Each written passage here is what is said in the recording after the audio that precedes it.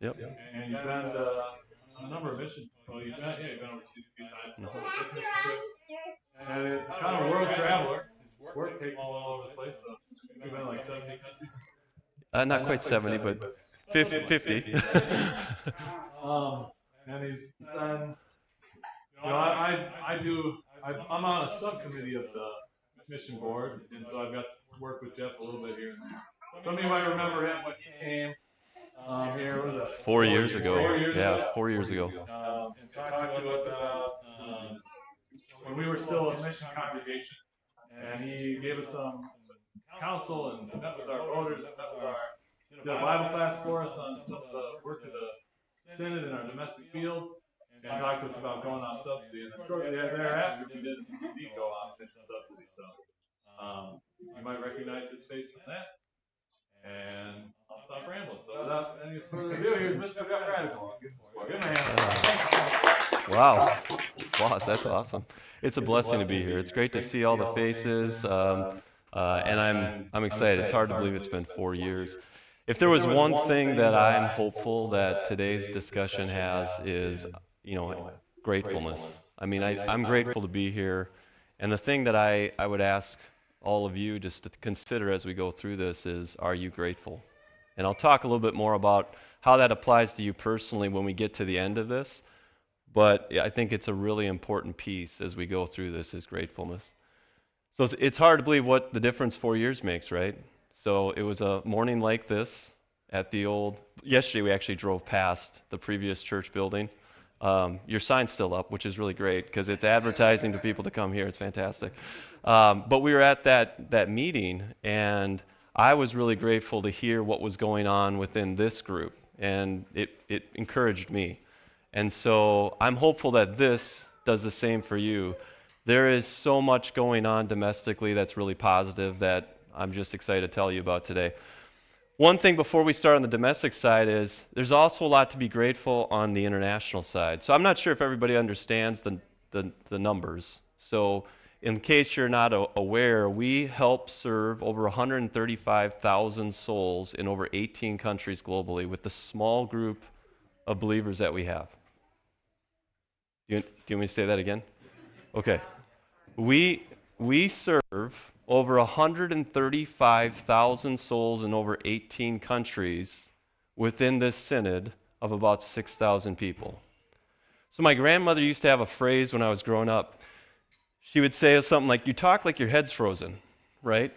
If we had any sort of belief that the Lord isn't working in positive ways within our midst, we should get our head examined, right? I mean, it really is unbelievable what is happening around the world. And what we often forget, I'm living downtown Minneapolis, there's all kinds of different things you've seen in the news going on. There is so much for us to be grateful for. Do you know it's the first time in U.S. history that the youngest generation actually has more people going to church than their parents' generation? Did you know that? The younger population is hungry for the word, hungry. And so as we go through this today, I'll talk to you about a lot of things going on domestically. It'll be really encouraging, but my question will remain, are you grateful? Okay? So with that being said, let's get started. So what's happening right now? If you were going to answer this question, and I'm really always curious, so I ask the question, if you had to summarize what's going on domestically in our mission program, what would you say? Anybody have a thought? Food drives, okay. Anybody else have a thought? What are we doing domestically? Subsidizing?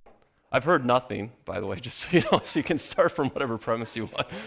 Preaching the word, okay. So there is a lot going on that you may or may not be aware of. So there's a number of things happening. Has anybody seen The Spokesman lately? Do you guys all get this, if you've seen this? Not this month, but the previous month, there was an article on a new preaching station in Iowa, Des Moines, Iowa. Okay? And just to give you a flavor for what's happening is, so Iowa, for example, we'll talk about next, is going really well. There's some momentum there. But there's new preaching stations, North Carolina, Minnesota. There's a number of these preaching stations. There's more work actively with the diaspora list. Everybody know what the word diaspora means? Very often they don't. Diaspora just means the scattered, okay? So when you think about it, we'll talk a little bit more about the scattered, and then TVBS, okay? And so there's a lot of these things going on, and right now I'll just say God is opening doors all over. So there's a little bit of a freak-out meter that's happening right now, is the shortage of pastors, right? We talk about it throughout the CLC. If you look at the numbers for some of the other synods, it's right around 9 to 11% of vacancies across synods. We also have one of the largest contingents of pastors going through seminary or going through Emmanuel right now, so there's a lot of things going on there. What I would say is, if the Lord is opening doors, do you think that He's not going to find a way to fill the need? We need to think differently. We really need to think differently. We're expanding seminaries overseas. We're finishing up a seminary in Bangladesh right now. Tanzania had to actually expand the seminary. They didn't have enough rooms for all the pastors that wanted to come through. We just have to understand that we need to look at this as grateful. The Lord has a plan. He's not going to open these things for nothing, okay? So with that, let's start with Des Moines. So it's Iowa, right? We're not going to make any Iowa jokes or anything. I'm from Minnesota, so it's easy, right? So we're going to talk about this. So this was a group that was scattered diaspora across all kinds of different congregations. And so what we did was we pulled together a list of all the different people that were spread around the country, and we realized there was a hot zone right around Des Moines, Iowa. There was a bunch of members that lived in this kind of circumference around Des Moines, Iowa. And as a result, we just connected all those dots. Some were from Eau Claire, Wisconsin. Some were from Minnesota. Some were from the Iowa area itself. It was just a big group of people. And so what happened was on November 1st last year, or November 9th last year, they actually got a group together, and that first meeting had 29 people at it. Okay? So let me give you some context, because people talk about this a lot. They're like, oh, we're a small group. We have 33 people in our congregation or whatever it is. Do you know what? I've traveled all over the world.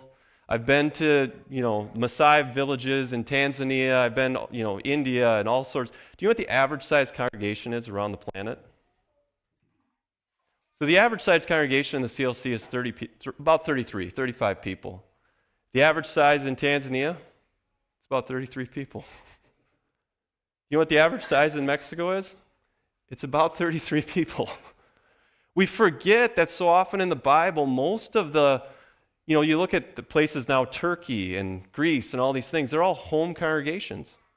The Apostle Paul started in these home congregations. They're very normal to have that. In fact, I was in Juarez, Mexico last year, and the pastor in the group there is about 30 people. And they were like, we're so small and we're not that big and we're in a tough area of Mexico and all that. And I'm like, yeah, you're the same size as everybody else. And they're like, really? Like, yeah, it's good. You're doing great. They're like, really? Yeah, you're doing great. Like, just keep going. And so with this group of 29 souls that got together, I think the big thing here is to note, yes, there were members from multiple congregations and there were visitors. People that weren't members anywhere.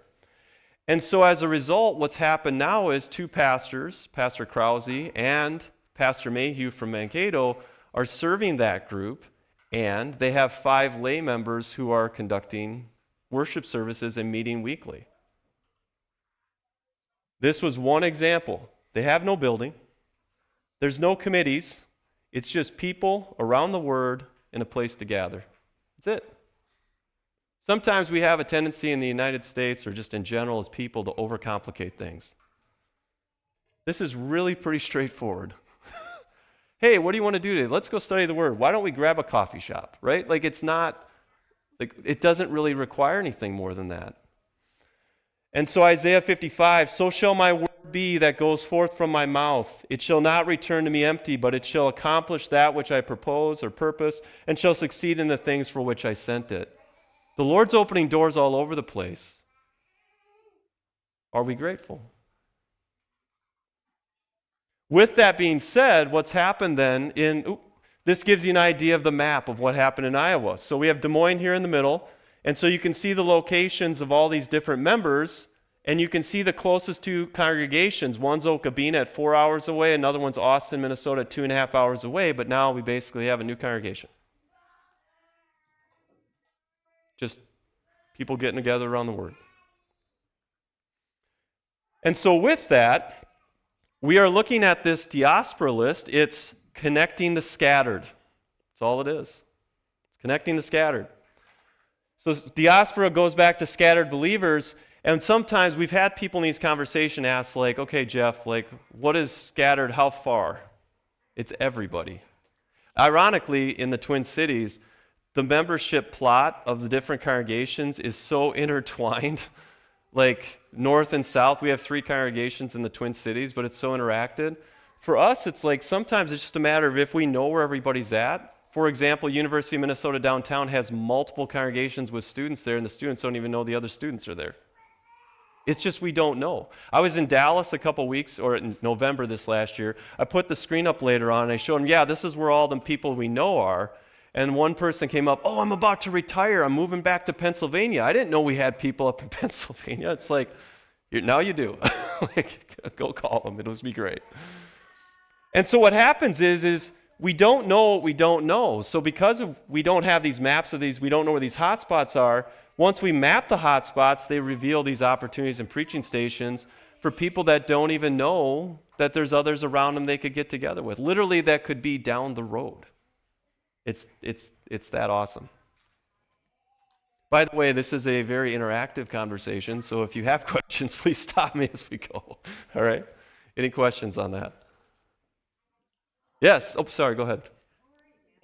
How are we finding out where these people are?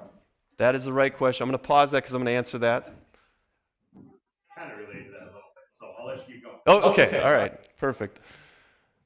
So what we need, though, is we need to transform our mindset. And what I've appreciated coming back here 4 years later is just watching what's happened within this congregation.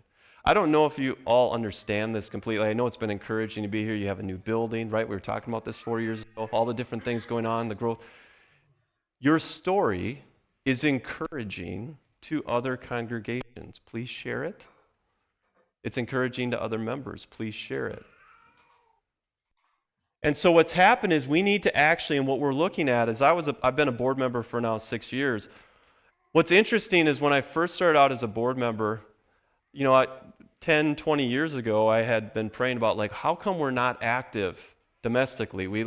Does anybody know the number of requests that we've had domestically in missions over the last 20 or 30 years? Do you have a ballpark idea how many requests that we've been given? You've got 2. Do I got another number? The number's 3. You're close. So think about that. Sometimes we're like, well, we're doing all this stuff. And by the way, I thought it, right? For decades, I thought it, like, what is going on? How come we are spending so much time overseas and we're not spending any time over, in the United States? Just think about it demographically, right? Do you know that the U.S. is about 4% of the global population? That's the number, right? So if we just took requests randomly from all over the planet, run the math, about 1 in 25 requests would be from the United States. Okay? Just simple math.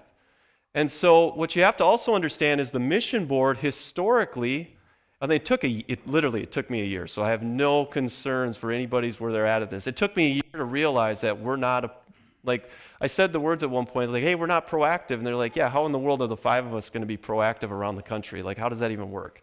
I'm like, oh, we wait for requests. Got it. And there aren't any. Okay.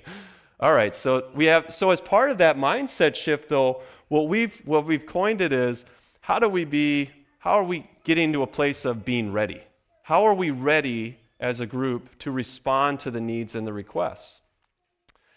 And ironically, when we did a 2022 survey of the membership in the synod, only 34% that the board should be more proactive. 2/3 of the synod thought we were proactive enough. So I don't know how you feel about that, but that's really saying that we were fine. Okay? So it's not a complaint, it's just to understand that there's a gap between the opportunity and the action. And so what the board's trying to do is change the mindset for being ready, responding to needs, being ready, gathering info, strengthening tools, connecting people, and then shifting the expectations. But what you have to understand is anybody that's been through change, right? You get up in the morning and say, how can I make my life more complicated, right? I'm going to do something different today, right? Everybody does that, right? That's how we get up in the morning. Doesn't happen. And so anytime we start to do stuff different, we're naturally, as humans, going to feel some level of friction. You're going to feel that for yourself. You're going to feel that if yesterday maybe I was struggling to do outreach, and today all of a sudden I'm going to get up and be a different human. Like, doesn't quite work that way. So there's going to be this friction that we're going to go through as we are transformed. And so we're trying to work towards how do we become more ready. And so as a mission board, what's changed is we've taken the same approach that foreign missions has taken. So foreign missions has Pastor Ullman, who's the coordinator. And so we've done the same thing domestically, is we've made Pastor Daub the coordinator. And so with that central point, we can now have one source that we're funneling the requests through. We can have one source that's doing follow-up. We can have one source that's facilitating these discussions. What it also does is, as a pastor, there's some anxiety at times of giving the data out, centralizing the data. Now, the data that we're looking for in the diaspora is typically just like an address and the congregation. Like, we don't need to know all the personal information, because all we're trying to do is create a map so we can go back and say, this point on the map came from this congregation. Let's talk to these couple pastors and bring them together and ask them who those people are and let them run from there. But in general, as we start to pull these things together, now what that allows us to do is have one person that everybody can call as a clearinghouse of information to help congregations and to pull congregations together. And as a result, even things have come out of how else could we use, like I was in Eau Claire a couple weeks ago doing this same presentation, and I had Prof. Gullerud came up after, and he's like, how can we use the tour choir more as an outreach mechanism? Like, they would love to come, and they don't have to just do it during spring break, and like, can we do it other times of the year? So ideas start to form as we do more of this conversation, and it becomes part of this domestic missionary coordinators centralizing that information. So we're looking for information back from this group, because the intent is, as we do more of these conversations, we get better at what we're doing, and then this summer when convention happens, we can tell more people. My hope is that you go call any friends and family about this in the future, and you make them aware of it, and as we talk more about it, everybody becomes more aware, and that's step one. Questions on that? So this centralizing purpose, simplifying, is what we're working on now, and that's already begun. And my encouragement when we started with the word grateful is this. If you look overseas at that 135,000 souls, do you know I can't think of a case where those synods weren't started by one person. One person, wherever they were on the planet, the Lord used them to spread the word. They just got up and told the people around them. That was all it was. That was all it is. That's all it ever is. They just got up and told the people around them the hope that was in them. It's not our purpose to convert people. It's our purpose to witness. And ironically, when we're grateful, it pours out. This last week, just as a personal story, I got to hear a presentation from one of the top trust-building experts globally. Works in D.C., works with all kinds of big companies around the world. And they said to me, that I thought was really interesting, they said, the number one way to become magnetic is to live gratefully. There isn't even a close second. When we show our gratefulness for what the Lord has done for us, people are just like, what is wrong with you? You say, well, let me tell you what's wrong with me. Right? And that gratefulness, that shift, we have to understand the Lord has put us exactly where we are right now for the reason where we are right now. Who's the one person you believe the Lord has called you to talk to today? Your job isn't to convert them. Can you simply be grateful enough to tell them why you're grateful? And so as we have this mind shift and we look at all these foreign synods, we have the same opportunity here. Why in the world would we ever, and especially what I love about this group, is you know it as well as anybody, why in the world would we ever limit what the Lord can do? Why would we even consider that? And so we want to shift our mindset. You look at the stats. When I was here 4 years ago, I asked this group a question. I said, we were doing the Bible study, and it was the best game of ping pong I think I've ever played. I said, why are you here? Well, that person invited me. Why are you here? Well, that person invited me. Why are you here? That person invited me. It was awesome. like how do I bottle this and take this somewhere? Evangelism is still a family, friends, neighbors, coworkers activity. And that's what growth comes because it begins small and then gathers. What's the opportunity that the Lord has given you this day, this week? A simple text. Consistency. And so as a mission board, we understand that. And so we've shifted our focus. We're trying to do less with big committees and all this stuff. And it's not that, we don't want to be organized. Understand, I'm like one of the heaviest planner-oriented people. This has been really hard for me to learn, I will admit. But the reality is that the focus needs to shift on how do we support you, first as individuals, and then as groups, to shift the mindset of what an awesome opportunity we got in front of us in the U.S. We have a huge opportunity right now, a very unique one. So it's not big systems, it's people. And what we're trying to be is flexible to each of you individually or as a body to come back and ask us, what can we do to help? I don't know if everybody knew this. There's actually a line item in our budget, and I keep saying this, but there's a line item in our budget for missions domestically. It's never been fully used in any year that I've been on the board, and I don't think in any year in the last 20. Nobody asks. So one of those three, just as a little side note, is in Florida.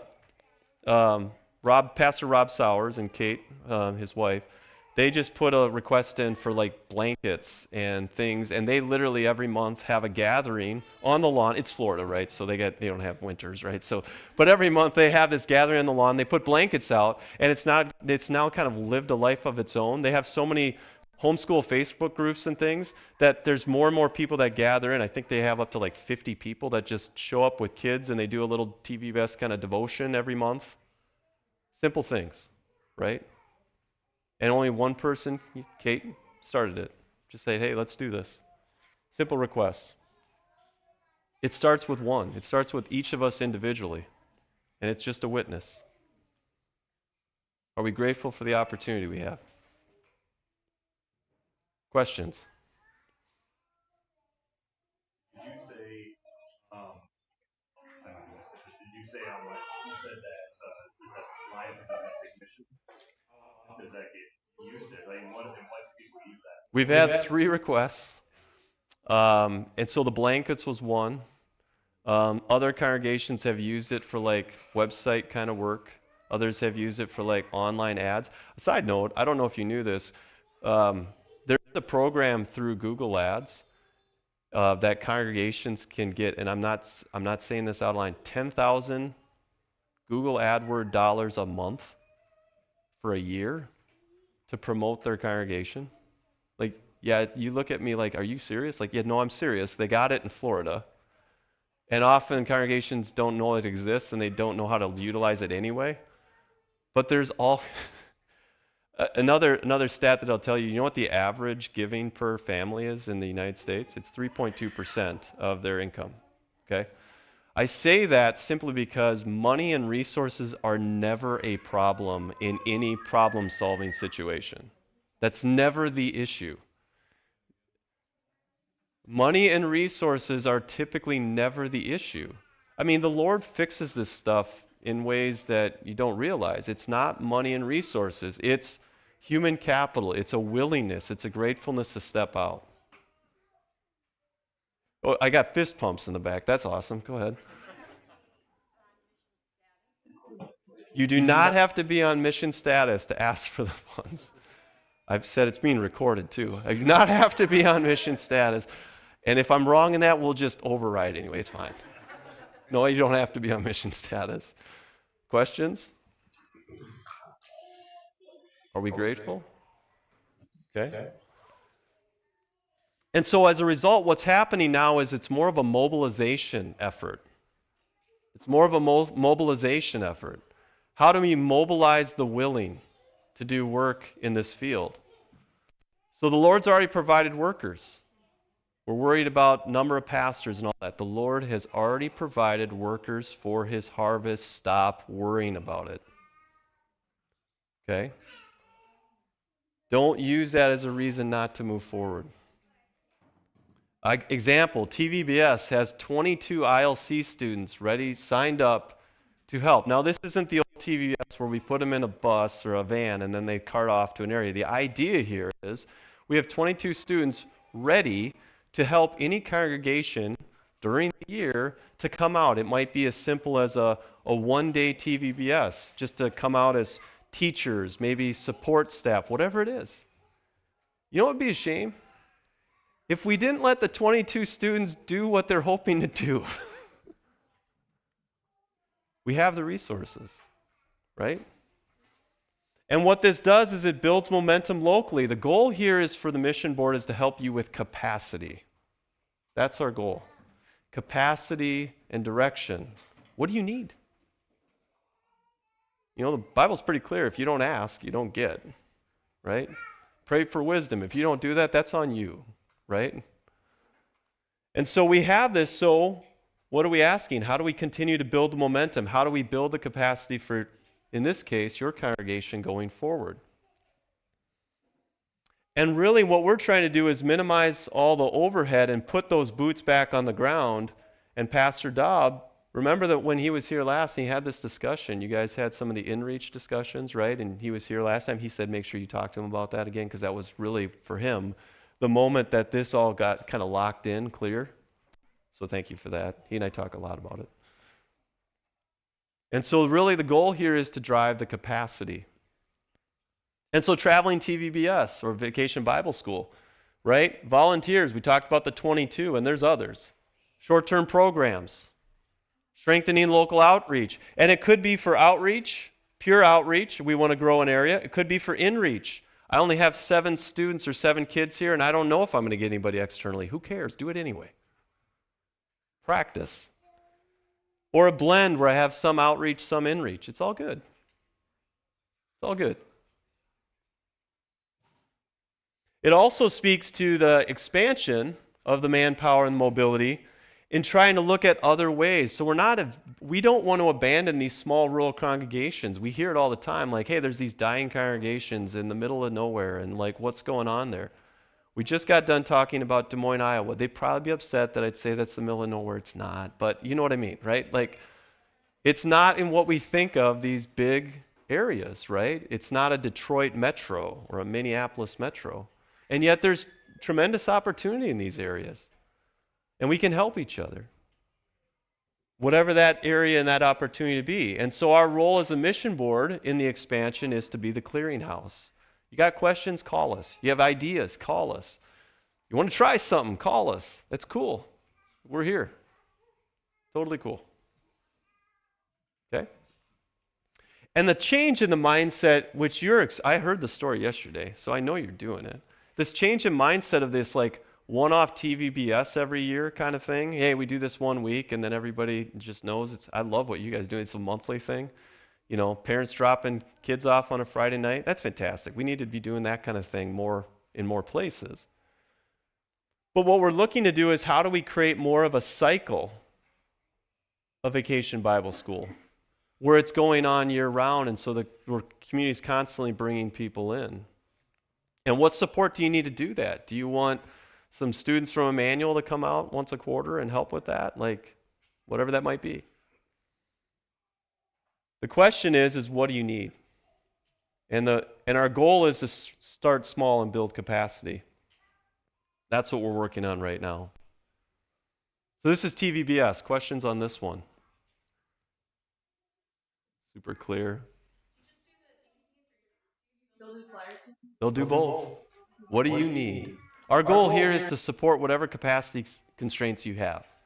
And we got plenty of resources. And a lot of willing people. Are you grateful yet? I'll keep asking that question. Other thoughts? Still grateful? Okay. So then the diaspora, let's talk about this. Remember, this is the scattered. We're trying to bring the scattered together. So where do they start? These opportunities they're not starting through ads, they're not starting through all these other means that we think about, but they're simple through relationships. Who's in an area? And many of our opportunities right now are coming, I think the word was used was hearsay. It sounds bad when you say it, but it's what's happening. It's like, oh, I heard there's this person over here there's this other person over here, and that's coming together. Right now, from a diaspora list, we only have plotted about 60% of the population within the CLC. And from that, we've already found 4 preaching stations. So as that, and I'm sure there'll be more just from that list, but the encouragement is the more of those we can get into the diaspora, the more hotspots pop up. Right? And the more hotspots pop up, the more opportunity to connect these dots. And so as you're talking about this, we're looking for you to tell others, talk to others about this. And the goal here over the next coming months is by convention, we're getting more and more of the congregations to put that information in so we find more and more of these locations where people can come together to be served. Right now, we just don't know what we don't know. And I think the big challenge, this is a key thought. When we think about congregations, so often, I said it earlier, we think of like, oh, we got to have this building, now it's ours and all this. But I want to challenge that thinking a little bit. When you think about established congregations, aren't they just preaching stations that own buildings? If you really think about the work that we are doing, aren't we here just a preaching station for the gospel? No different than a group in Tanzania or somewhere else? Shouldn't we be thinking about, as executing the kingdom workers, how we're executing the kingdom as a group? I had actually, after one of the discussions, they're like, hey, can we go up to Brainerd and like meet up with this group up there? I was like, yeah. Like you don't need my permission. Just go. Just take a group up there, spend a weekend. It'll be great. Brainerd's nice in the summer. Like, go for it. And so the idea here is that how we just convert our thinking to supporting each other. Don't isolate. One of the biggest challenges actually happening in the United States right now is isolation. And so as a result, you think about it. So I've actually watched lions in Tanzania hunt. You know how they do it? They isolate their prey. Isolation is one of the first things you see happen. The devil does it. Isolation is the killer. We have all of this opportunity to support each other around the planet.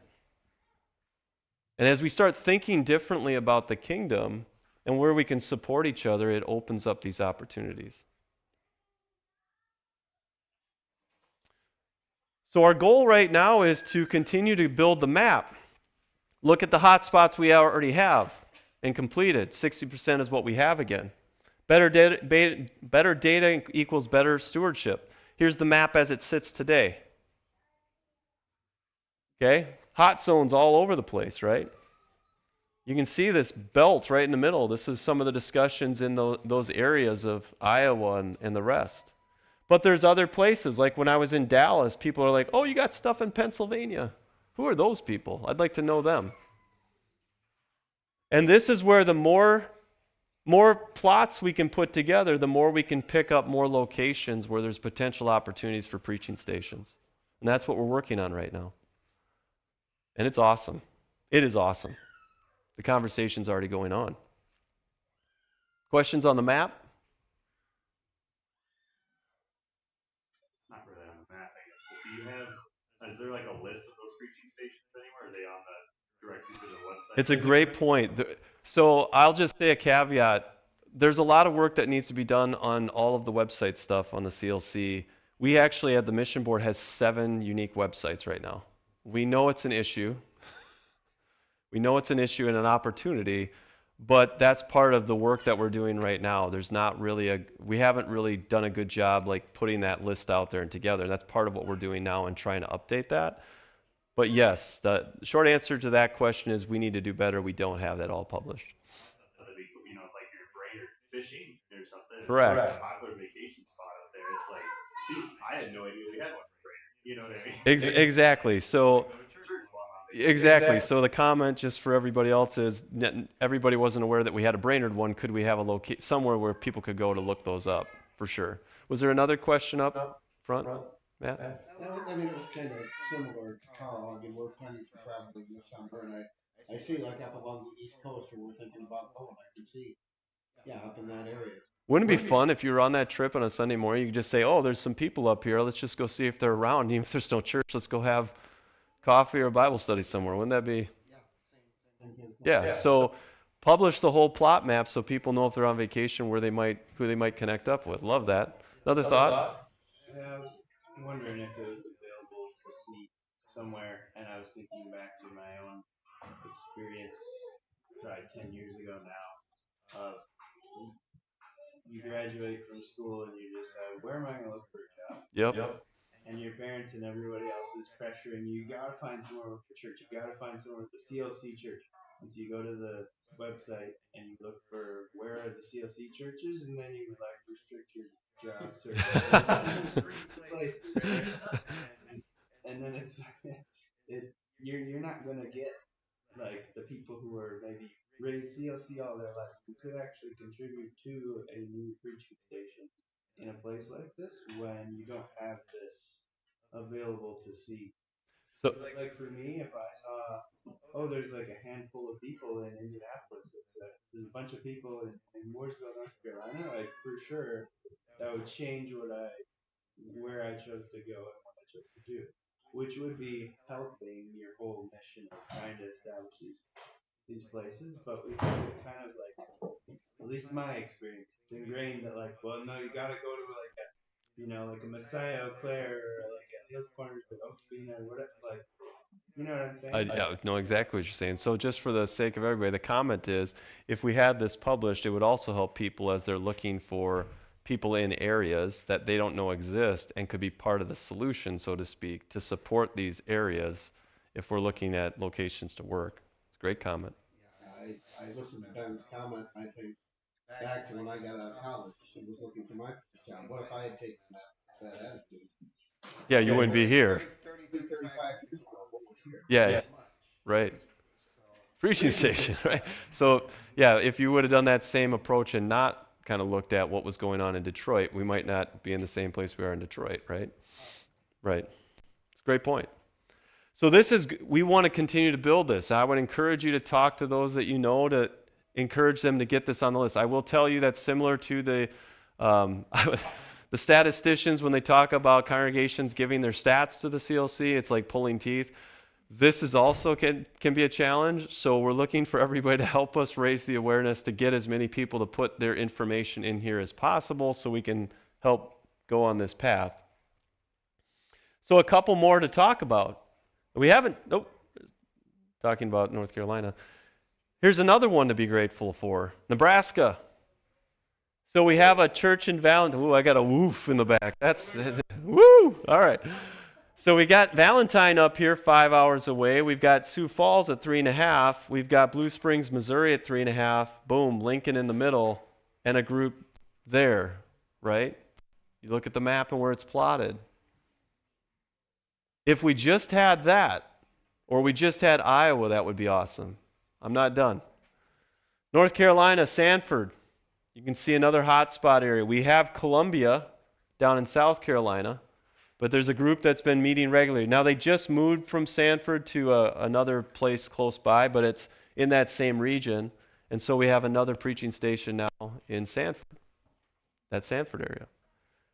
Another one, Brainerd. So you have Ponsford, hour 1.75 hours away, Morris 2.3 hours away, Fridley 2 hours away, and you have a group of people up there, preaching station. Another opportunity because we can see who's in that area. And so these are just some of the examples of what's happening as a result of just the awareness. And it's awesome. Questions on any of those? Did that answer the earlier question, Carl, in terms of Brainerd location? Yeah. And so if you're wondering, like, oh, maybe I'm going on this trip, or is there anybody around? For now, maybe you just have to reach out to Pastor Daub, and he'll get so overwhelmed inundated with these requests that he'll make sure that we get it published. And he'll watch this later, and he'll hear me say that, so it'll be great. Any other questions? Okay. So this is where I wanted to kind of go back to your gifts personally. Are you grateful? Right? When we're grateful, it flows out of us. It shows the light that's in us. People are drawn to it because they're so rare in this day and age that people are walking around in gratefulness. How many people do you walk around and think, oh yeah, I'm super grateful today? And like, what? Have you not been paying attention? Right? And so what can you do? What can you do to help this cause? Start with prayer. We often undervalue the opportunity for prayer. Pray for the fields, the workers, the contacts. There's tons going on here. Prayer warriors are needed. Secondly, speak to someone you already know. You all know, right? The number one reason that people come to a group is because they were invited by a friend or a family member. That metric hasn't changed. It's the same. You guys, this group knows it as well as any. Support TVBS. Go on trips, host, fund, encourage, whatever you got to do. Like that's the second largest reason. If you haven't been on one, doesn't have to be for here. Maybe you want to join, help another congregation. Great, whatever it takes. Make sure the diaspora info is in. This is where you make sure your pastor has put the stuff in. All right, we got confirmation he's in. Great. And then share stories of outreach blessings. Part of this is encouragement. I think so often we undervalue the opportunity to encourage each other. We don't understand the impact that we have. And I can speak from a personal standpoint, so I'll say it for encouragement. So this is meant for only encouragement. So I have my company as a nonprofit, and it helps people in transition that are working through job transition, right? So they're trying to find their unique gifts. And so we have dozens of people every month that go through it. And so we always talk about, hey, the reason we do this is because we believe everybody has a unique set of God-given gifts, and we use that as a kind of a lead-in. We talk about it. And I got a note back from somebody after I had going through it, and they said, hey, I don't know if you knew this, but somebody that you had talked to through this group became a Christian apparently as a result of going through this. I still have never talked to that person after the fact. I had no idea unless somebody else told me. We don't know our impact. You're having impact, you don't know always what it is. Just keep sowing the seed. Don't worry about the ground. Just chuck the seed. It's good. Just throw the seed out, right? Let the Lord take care of it. It's way above my pay grade. It's above yours. Just let him take care of it. And our top priorities now include just funding the resources and supporting these preaching stations because, frankly, when we did the 2022 survey, the top priority was to do this. This is what the mission board was asked to do. So that's what we're trying to focus on domestically. Questions on that? We'll end with this.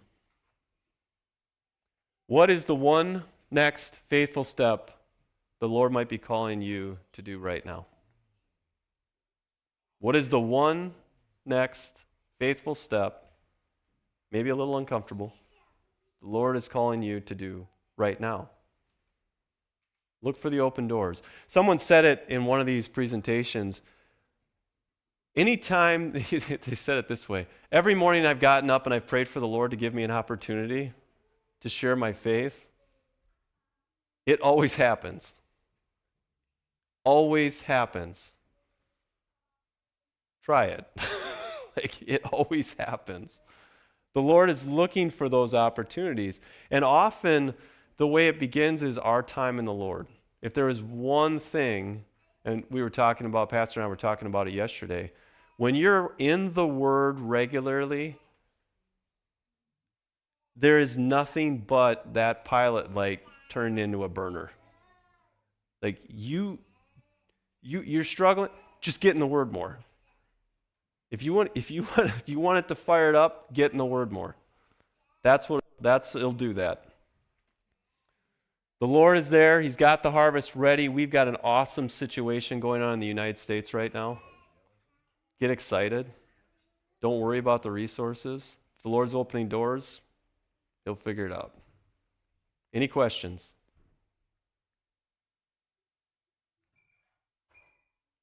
All right. Well, I'm grateful to be here. Thank you for bringing food.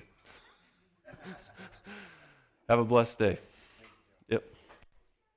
So, Pastor, do you want to? Thank you very much, Jeff and Colin. Let's give a big round of applause.